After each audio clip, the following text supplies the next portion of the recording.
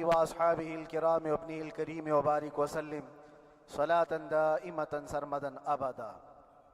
عزیزان گرامی وقار، میں یہ چاہتا ہوں جہاں پر آ کر ہم رکے تھے وہیں سے ہم پھر آگے بڑھتے ہیں۔ ہم رکے تھے کہاں آ کر؟ کچھ دیر کی خاموشی ہے، اس کے بعد ہم آگے بڑھتے ہیں، اس لیے کہ مجھے کوئی شعر اب یاد کرانے کی ضرورت نہیں اور نہ ہی کسی کے سامنے کچھ بولنے کی ضرورت ہے۔ حالات تو ایسے تھے کہ جو نان مسلم تھے وہ بھی ہمیں جیل میں دیکھ کر یہی کہتے تھے کہ آپ ہی نے کہا یہ فلاں بات۔ ہم نے کہا اللہ تبارک و تعالیٰ نے تم کو بھی یاد کرا دیا۔ میرے عزیزوں، ستیزہ کار رہا ہے ازل سے تا امروز، شرار ابو لہبی سے چراغ مصطفیٰ بھی۔ یہ آج کل کے معاملات نہیں، ابتدا سے حق اور باطل کے معرکے ہوتے رہے۔ لیکن ایک بات میں آپ سب کو بتانا چاہتا ہوں، مظفر کو مقید نہ سمجھ اے سیاد۔ سیدنا مظفر حسین کچھوچھوی رحمت اللہ تعالیٰ علیہ جیل گئے تھے، قید میں تھے، تب انہوں نے یہ شعر کہا تھا کہ مظفر کو مقید نہ سمجھ اے سیاد، میری یہ اسیری بھی سنت آبائی ہے۔ میرے آبا و اجداد کی سنت ہے جس پر میں عمل کر کے آ رہا ہوں، میرے بزرگوں کی یہ سنت تھی۔ بہرحال جن کو جس راستے سے مجھے گزارنا تھا، لوگوں کے دلوں میں یہ ٹھنڈک تھی شاید کہ زبان بند کر کے چند دنوں کے لیے قید کر دیا جائے، مگر میرا عقیدہ یہ تھا کہ اللہ تبارک و تعالی جب تک چاہے کہ کوئی اس کے لیے پابندی نہیں لگا سکتا۔ وَإِن يَمْسَسْكَ اللَّهُ بِضُرٍّ فَلَا كَاشِفَ لَهُ إِلَّا هُوَ۔ رب تعالیٰ فرماتا ہے اگر اللہ تعالیٰ تمہیں کوئی مصیبت دے تو اس کے علاوہ کوئی ٹال نہیں سکتا۔ وَإِن يَمْسَسْكَ اللَّهُ بِخَيْرٍ فَلَا رَادَّ لِفَضْلِهِ، اور اللہ کسی کو بھلائی دے دے تو پھر اس کو روک بھی کوئی نہیں سکتا۔ مولا تبارک و تعالیٰ اگر کسی کو کوئی مقام عطا کر دے تو ہزاروں کیڑوں کے پھڑپڑانے سے وہ مقام ختم بھی نہیں ہو سکتا۔ اللہ تبارک و تعالیٰ جس کو بڑھانا چاہے اس کے لیے کوئی راستہ رکاوٹ نہیں بن سکتا۔ اس لیے کہ ہم نے تاریخ میں دیکھا ہے پیبند لگے کپڑے پہننے والے، پیروں میں چپل نہیں تھے، جن کے ناخن تک اکھڑ جاتے تھے، لیکن وہ جب چلتے تھے قیصر و کسریٰ بھی کانپتے تھے۔ جن کا ہی یہ نعرہ تھا ٹل نہ سکتے تھے جنگ میں اگر اڑ جاتے تھے، پاؤں شیروں کے بھی میدان سے اکھڑ جاتے تھے، حق سے سرکش ہوا کوئی تو بگڑ جاتے تھے، ارے تیغ کیا چیز ہے ہم توپ سے بھی لڑ جاتے تھے۔ یہ وہ صحابہ کرام اور اسلاف کرام، ان کا یہ معمول تھا۔ بظاہر ان کے پاس کوئی اسباب نہیں تھے لیکن اللہ کی مدد تھی۔ وہ پانی کی طرح بہتے ہوئے چلے گئے، نہ چٹانوں نے ان کا راستہ روکا، نہ دریاؤں نے ان کا راستہ روکا۔ وہ جس طرف سے جاتے تھے اللہ تعالیٰ ان کے لیے راستے بناتا تھا۔ عزیزان گرامی وقار، کون ہے وہ جو دریائے دجلہ میں اپنے گھوڑے دوڑائے تھے؟ کون ہے وہ جو دریا میں اپنی کشتیاں ڈال کر جلا دیا تھا کہ واپس جانے کا کوئی تصور نہ ہو؟ یہ سب میرے مصطفیٰ کریم کے دیوانوں کی ہی بات تھی۔ اسی لیے آج بھی دنیا گھبراتی ہے تو شانے لوگوں سے نہیں، دیوانوں سے ہی گھبراتی ہے۔ بہت زیادہ چالاک رہنے والوں سے نہیں، دیوانوں سے دنیا گھبراتی ہے۔ اس لیے کہ دنیا کو پتا ہے، دنیا جانتی ہے کہ دیوانہ کہاں دیکھتا ہے کسی کو پتا نہیں۔ اور یہ اس دیوانے کی بات کر رہا ہوں جس کے لیے اللہ کے حبیب صلی اللہ تعالیٰ علیہ وسلم کی عزت و وقار سب سے اول ہے۔ عزیزان گرامی وقار، آج آپ کے سامنے حاضر آیا، یہ میرے استاد گرامی، مربی، استاذ الاساتذہ، برادر گرامی حضرت العلامہ مفتی زبیر احمد صاحب قبلہ ادام اللہ اقبالہ، جنہوں نے دن رات ایک کر دیے تھے۔ میرے خیال سے 8 مہینے میں جتنے ان کے بال سفید ہوئے اس سے زیادہ نہیں ہوئے ہوں گے۔ صرف اس لیے نہیں کہ ایک بھائی کے لیے، اس لیے بھی لڑ رہے تھے کہ ایک عالم کے لیے۔ جس سے دین کا بہت سارا حصہ وابستہ ہے، ان کی محنتیں رائگاں نہ گئیں۔ بہت سارے میرے احباب و اقربا، خاص طور پر مدن پورہ اور وکرولی سے، جنہوں نے اپنے گھر بار چھوڑ کر میرے لیے دوڑتے بھاگتے رہے، اللہ رب العزت اس بات کا شاہد ہے، ایک ایک دن اندر میں نے سب کے لیے دعائیں کی ہیں، اور ایسا نہیں کہ کوئی دن بھولا جاتا۔ اور باہر کی ہمیشہ یہ خبریں آتی رہتی ہیں کہ حالات کیسے کے کیسے ہوتے جا رہے ہیں۔ کبھی اگر گھبراہٹ اور بے چینی ہوتی تو میرے عزیزوں صرف ایک ہی بات ہمارے پاس تھی علاج کے لیے، ایک ہی علاج تھا۔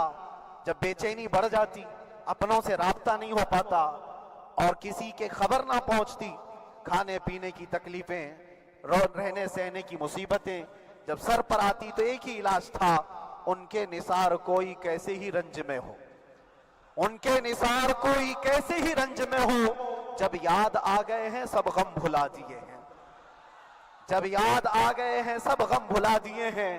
اس رسول محترم صلی اللہ تعالیٰ علیہ وسلم کا احسان عظیم ہے۔ بار بار مجھے یہ احساس ہوتا رہا، پوری دنیا اگر چھوڑ دے مگر یقین تھا آمنہ کا لال کبھی نہیں چھوڑے گا، اور چھوڑا بھی نہیں، اور چھوڑا بھی نہیں۔ ہر رات جو ہمارا معمول تھا، ہم نے جو دیکھا، ہماری پچھلی زندگی میں ہم نے اتنے عجائبات نہیں دیکھے ہوں گے جو 8 مہینے کے اندر ہم نے دیکھے۔ نبی پاک صلی اللہ تعالیٰ علیہ وسلم کے انعامات و اکرامات، رب تبارک و تعالیٰ کی مدد سے دل مضبوط ہوتا ہے۔ عزیزان گرامی، ہم نے تو وہاں ایسے لوگوں کو دیکھا جو ڈپریشن کا شکار ہو کر کافر بھی ہو گئے، اور حالات سے گھبرا کر کے وہ انکار کر بیٹھے، کوئی خدا نہیں ہے، کوئی مدد نہیں آتی ہے۔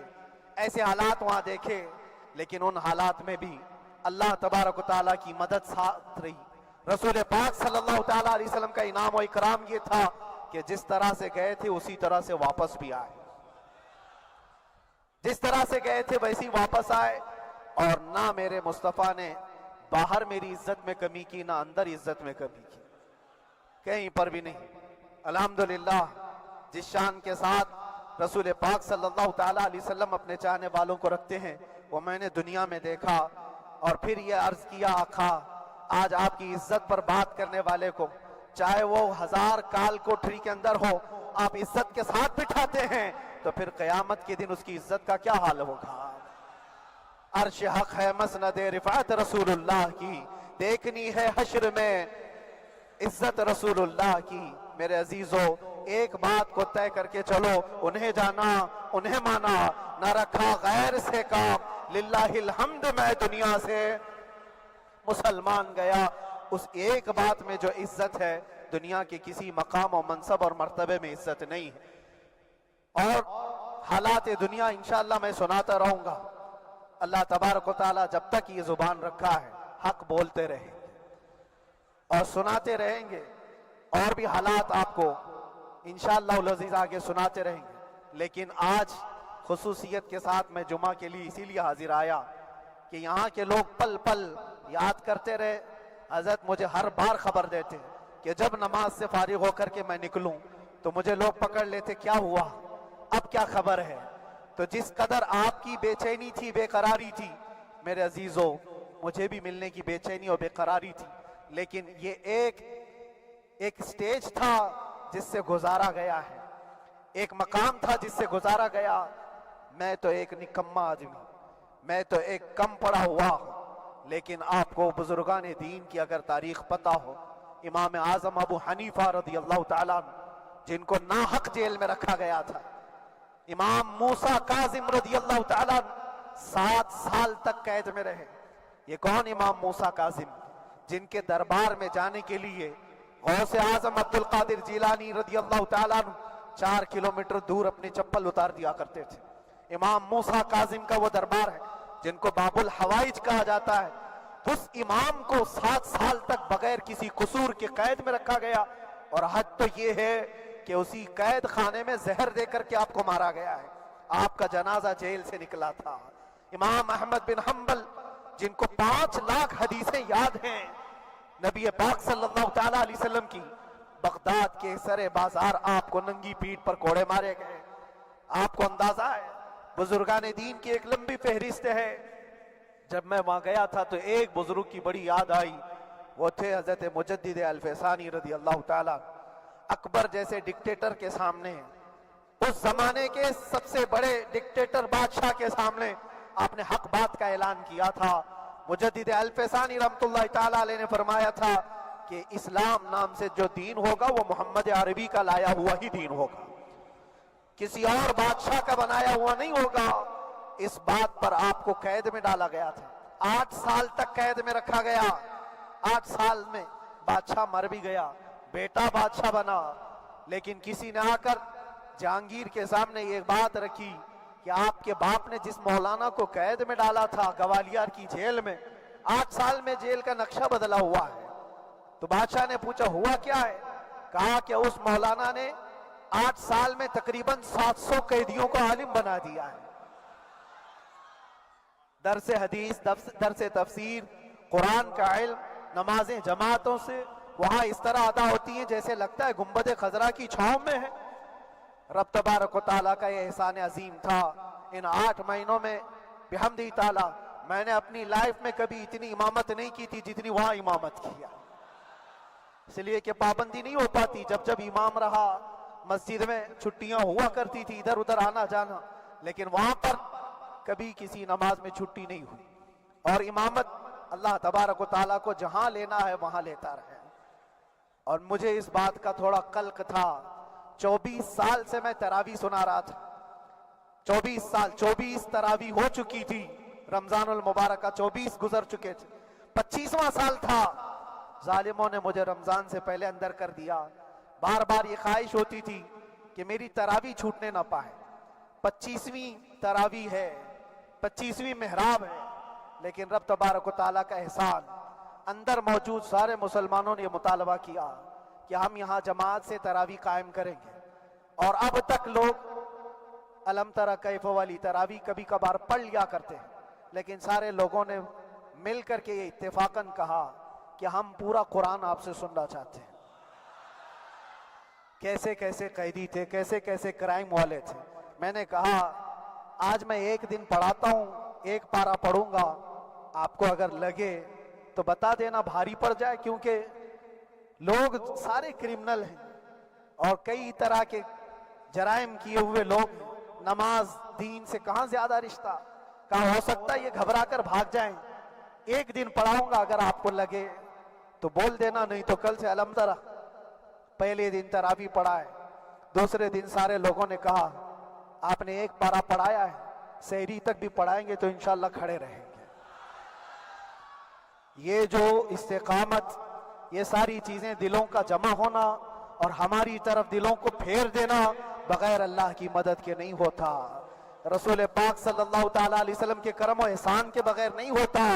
وہ تراویح بھی پڑھتے رہے، تفسیر قرآن بھی سنتے رہے اور قرآن کی تعلیم بھی لیتے رہے۔ پھر مجھے اندازہ یہ ہوا کہ رب تبارک و تعالیٰ کی منشا یہ تھی کہ ہماری تراویح کی محراب کی سلور جبلی جیل کے اندر ہو جائے۔ مجھے اس بات کا کوئی قلق نہیں رہا کہ میری کوئی چیز چھوٹ گئی ہے۔ ہاں، عید، بقرعید، محرم، یہ تمام چیزیں لوگوں کی یاد تو رہتی، رشتہ دار، احباب، اقربا کی یاد، لیکن اللہ کی مرضی، میرا رب تبارک و تعالیٰ جو پسند کرے اس میں ہم راضی ہیں۔ اگر مولا یہ چاہتا ہے کہ میں تنہا پڑھوں تو اس کی رضا میں ہم راضی ہیں، اگر وہ چاہتا ہے کہ مجمع ہزاروں میں ہم نماز ادا کریں تو اس کی مرضی پر ہم قائم ہیں۔ عزیزان گرامی وقار، صبر اور سکون کے ساتھ جو حالات گزرے اس میں سب سے بڑا کردار آپ سب کی دعاؤں کا ہے، سب کی دعاؤں کا۔ مشائخ، سارے پیران اعظام، تمام سلاسل کے اور ہر مسجد کے امام اپنے محراب اور منبر سے جو دعا کرتے رہے، یہ سارا ذخیرہ میرے لیے اتنا بڑا ہے جس کو میں بیان نہیں کر سکتا۔ ہر ایک کی جانب سے دعائیں، عورتوں بچوں کی طرف سے منتیں، روزے، نہ جانے کیا کیا کر لیا۔ پھر مجھے اندازہ ہوا کہ صرف اپنے آرام اور اپنے راحت کے لیے پھڑپھڑانے سے کچھ نہیں ہوگا۔ رب تبارک و تعالیٰ یہ چاہتا ہے کہ پوری امت مل کر کے اس فقیر کے لیے دعا کرے، اور اللہ تعالیٰ کو جب تک منظور تھا تمہاری دعائیں ہوتی رہی۔ بعض لوگوں کو یہ خیال بھی آیا، کچھ میرے احبا اقربا رشتہ داروں نے بھی کہا اتنی ساری دعائیں ہوئی، اتنی ساری دعائیں ہوئی، قبول کیوں نہیں ہوتی؟ ایک بات یاد رکھو، پوری دنیا مل کر کھڑے ہو کر دعا کرے، اللہ کی قدرت پر کوئی کام کرنا واجب نہیں ہے، اللہ پر کوئی چیز واجب نہیں ہے، اگر وہ اپنے فضل سے عطا کر دے تو اس کا احسان ہے، اس کا احسان ہے۔ اب چاہے وہ سال بھر میں قبول کرے کہ 5 سال میں قبول کرے، ایک بات یاد آتی ہے میرے عزیزو، ہماری قید تو 8 مہینے کی ہوگی، ان بزرگان دین کی قید 8 سال 7 سال، امام محمد بن حسن عسکری 20 سال تک قید میں رہے، 20 سال تک اندر سلاخوں کے پیچھے بند رکھا گیا۔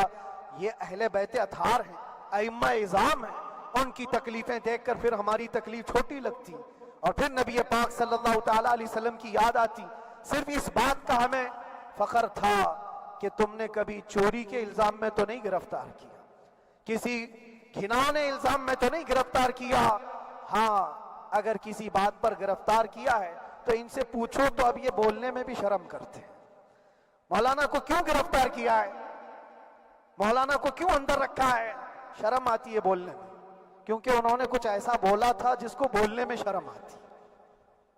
کیا بولا تھا میرے عزیزو، یہ ایک الگ کہانی ہے، ابھی میں اس پر کچھ گفتگو نہیں کرتا، اس لیے کہ ہر ایک کو یاد ہو چکی ہے، ہر ایک کو یاد ہے، میں اس کہانی کی طرف نہیں جاتا، لیکن اتنا مجھے آج اس ملک میں رہتے ہوئے احساس ہے کہ ابھی بھی انصاف ختم نہیں ہوا ہے۔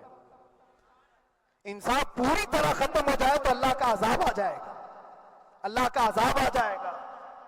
چند لوگ نا انصافی کر سکتے ہیں، لیکن پوری کی پورے روئے زمین پر رہنے والے انسان نا انصافی کرے، ایسا نہیں ہوتا۔ ہمارے حق میں سپریم کی طرف سے جو انصاف آیا ہے، ہمارے دل میں اس قدر جگہ ہے آج، اور اس قدر احساس ہے کہ ہمیں یہ اندازہ آج بھی ہوتا ہے کہ چاہے کچھ بھی ہو جائے لیکن انصاف پوری طرح سے مر نہیں سکتا، انصاف پوری طرح سے مر نہیں سکتا۔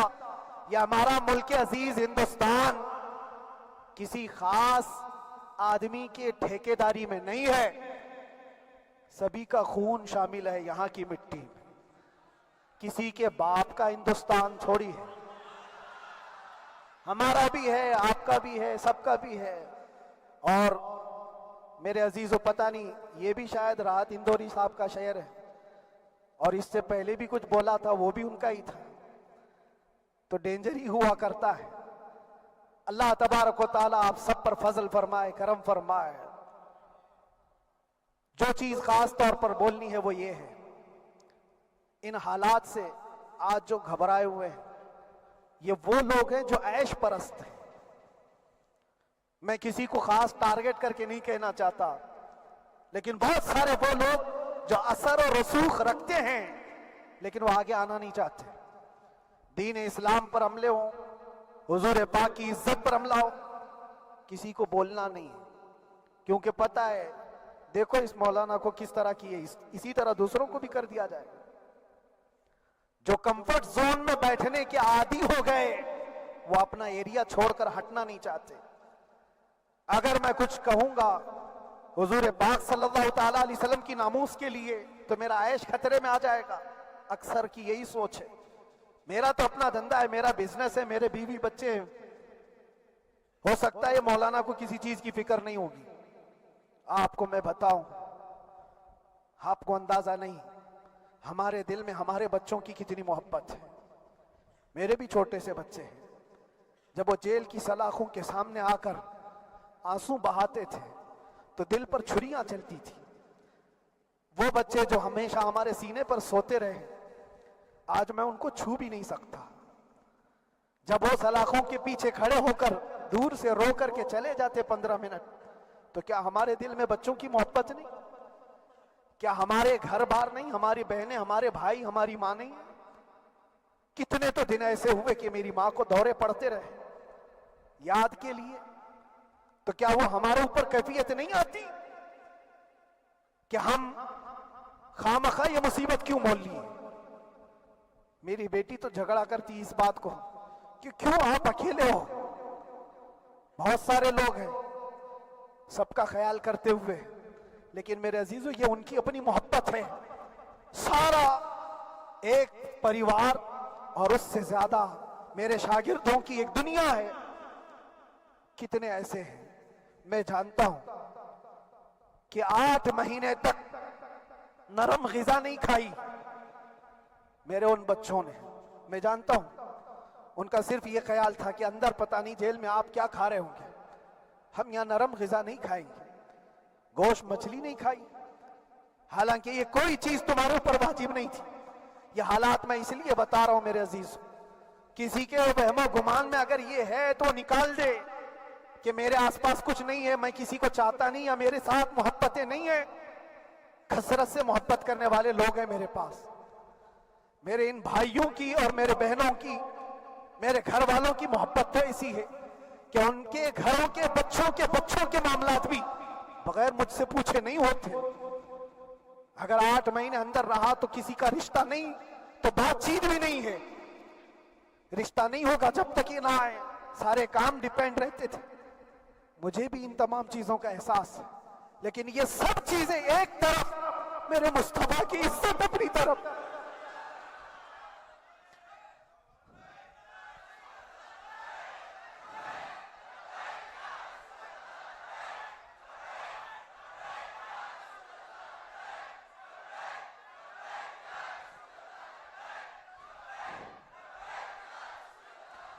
میرے عزیزوں, ہر ایک کے آنسوں کے قطرے میں نے دیکھے, بھائیوں کے, بہنوں کے, میرے پاس ملنے کے لیے میرے جو شاگرد آتے ان کے. یہ اکثر جب جیل کی دیوار پر آ کر کھڑے ہوتے, ان کی آنکھیں لال, یہ آنسو بہاتے 15 منٹ ملاقات کر کے چلے جاتے. آپ کو کیا اندازہ ہے اندر کے حالات ایک دن 1 سال کے برابر لگنے لگتا ہے. گھٹتے رہتے, لیکن ایک بات کا احساس بار بار ہوتا کہ یہ ساری محبتیں ایک طرف ہے, لیکن ہم جس کے لیے کھڑے ہوئے ہیں اس کی محبت میں کوئی سمجھوتا نہیں, اس کی محبت میں کوئی سمجھوتا نہیں. ایمان اسی کا نام ہے, لا یؤمن احدکم حتی اکون احب الیہ من والدہ وولدہ والناس اجمعین. تم میں سے اس وقت تک کوئی پورا مومن نہیں ہو سکتا جب تک کہ اپنی اولاد, اپنے مال دولت, اپنے ماں باپ, سب سے زیادہ اپنے رسول سے محبت نہ کرے. دعا یہی کرتے رہو جب حضور پاک کا معاملہ آئے تو ساری دنیا ایک طرف ہو جائے. میں نے ایک واقعہ پڑھا تھا اندر ہی, حضرت خالد بن ولید رضی اللہ تعالیٰ ایک قلعے پر اچانک حملہ آور ہوئے تھے.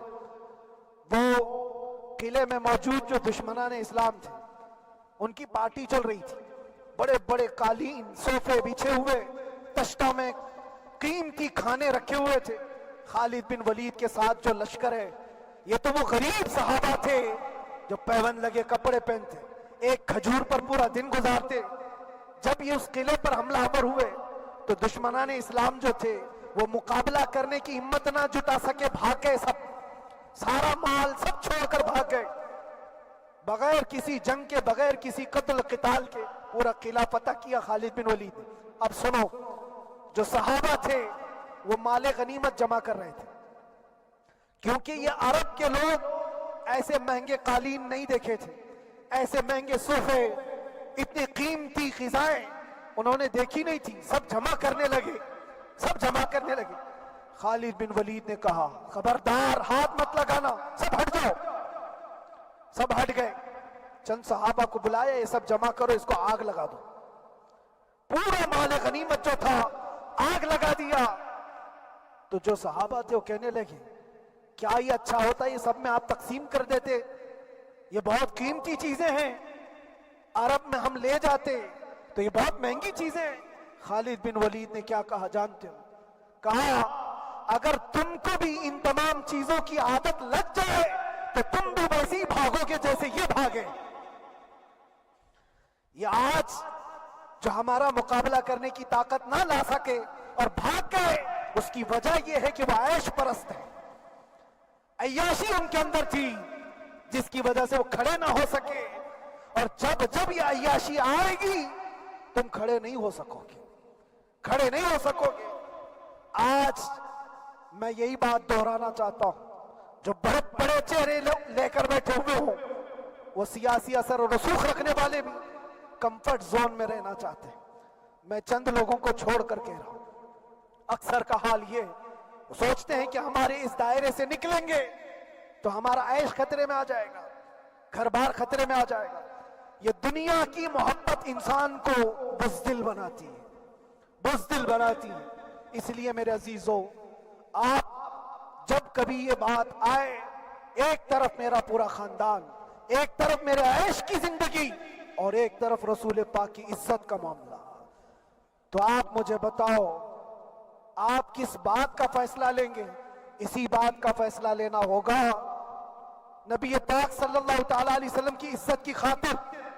तुम्हें इस बात का फैसला लेना होगा, अपना सब कुछ गुंबद खजरा कल भी था आप, मेरे नबी से मेरा रिश्ता कल भी था आप, और बतला दो गुस्ताख नबी को गैरत सुन्नी जिंदा है, उन पे मर मिटने का जज्बा कल भी था आप। बस ये जज्बा बाकी रहे।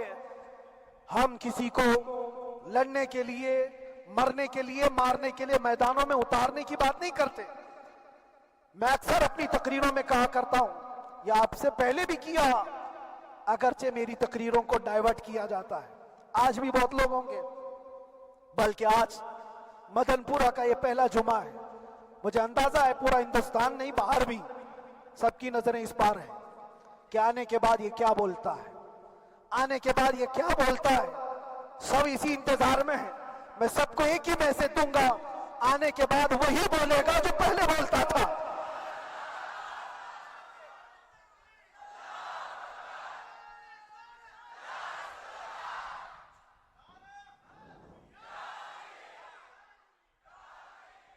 अगर कुछ गलत होता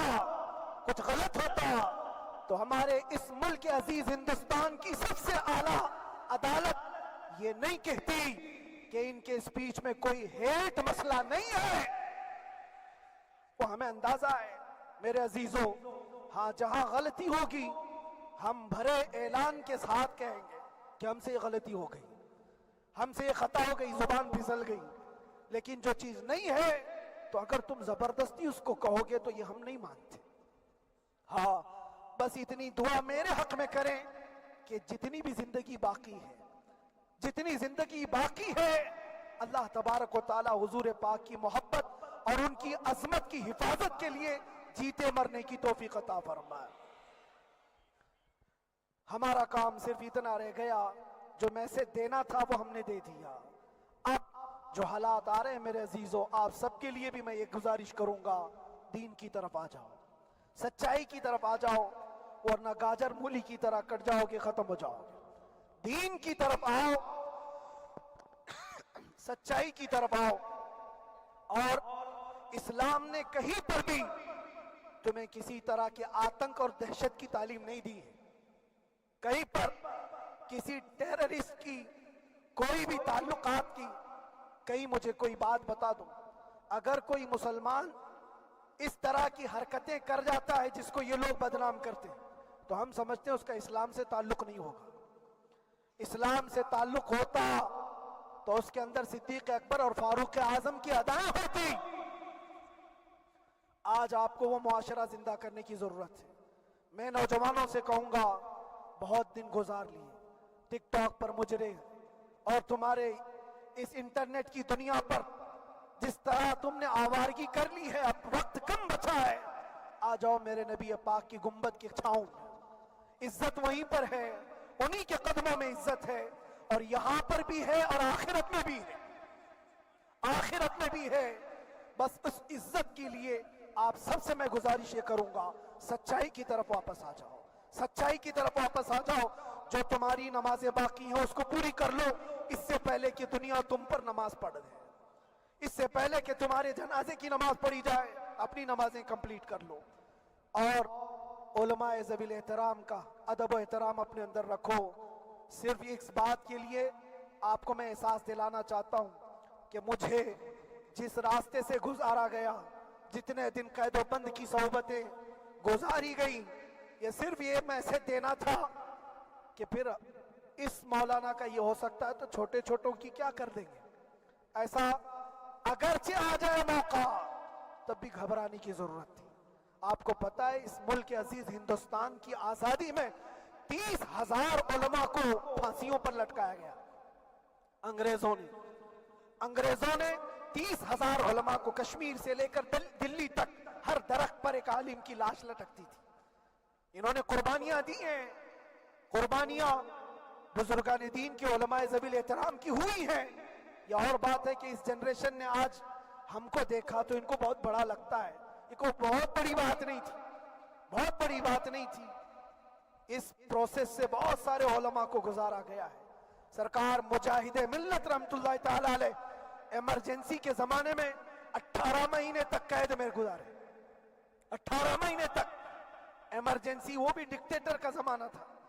اس زمانے میں بھی آپ اندر رہے, لیکن باہر آنے کے بعد نہ آپ کے مشن میں کوئی کمی آئی, نہ آپ کی زبان میں کوئی لکنت آئی. اللہ والے جو ہیں وہ اللہ کی رضا کی طرف اور رسول پاک کی رضا کی طرف ہوتے ہیں. ہم سب بھی اس مشن کو آج یہاں سے زندہ کرتے ہیں. جہاں سے ہم چھوڑے تھے وہیں سے آگے بڑھتے, جہاں سے ہم چھوڑے تھے وہیں سے ہم آگے بڑھتے ہیں. کسی کو اگر کچھ برا لگتا ہے تو وہ اس کے سمجھ کا قصور ہے, اس کے فہم کا قصور ہے. ہم نے کسی کو ٹارگٹ کر کے کبھی کہا نہیں, بلکہ یہ تو کامن بات ہے, ایک تو کامن کہی جانے والی بات ہے. فخر سے اگر کوئی آدمی اپنے گھر میں کہے کیا بات ہے مولانا آج صبح سے تمہارے گھر میں کچھ ہلچل نہیں ہے, کچھ ہلچل نہیں ہے, ہو سکتا ہے تمہارے گھر میں کوئی نہ ہو, تم اکیلے بیٹھے ہو, بیوی کہیں گئی ہے, ماں کہیں گئی ہے, گھر میں کوئی بنانے والا نہیں ہو, گھر میں خاموشی ہے, تو تم اگر اس کو جواب دے دو کہ کچھ دیر کی خاموشی ہے, شام میں آ جائے گی, کچھ دیر کی خاموشی ہے, شام میں آ جائے گی, تو کیا گناہ کیا, کیا گناہ کیا؟ اس کے حالات پر وہ بول رہا ہے, اس کے گھر میں خاموشی ہے اسی لیے بول رہا ہے. ہم نے بھی اسی لیے کہا کچھ دیر کی خاموشی, اس لیے کہ ہم جانتے ہیں اسلام وہ نہیں ہے جو یہاں دکھ رہا ہے آج. اسلام تو وہ تھا جو صدیق اکبر کے زمانے کا تھا, اسلام تو وہ تھا جو فاروق اعظم کا تھا, اسلام تو وہ تھا جو عثمان غنی اور حیدر کرار کا تھا. تو وہ جو ہلچل تھی وہ خاموش ہے. صلاح الدین ایوبی کا دور تھا, وہ اسلام کی ہلچل تھی. تو میرا گھر آج خاموش ہے, اس لیے تو میں پکار کر کے رہا کچھ دیر کی خاموشی ہے, اور ہمیں اپنے رب سے یقین ہے یہ خاموشی ایک شام ٹوٹے گی, کوئی صلاح الدین آئے گا. اور اللہ تبارک و تعالی ہم سب کے اس عزم اور حوصلے کو زندہ رکھے, اور آپ سب کی محبتوں کو سدا سلامت رکھے, اور میرے آقا صلی اللہ تعالی علیہ وسلم کے قدموں پر مر مٹنے کی ہمیں توفیق عطا فرمائے. وآخر دعوانا الحمدللہ رب العالمین. لبیک یا رسول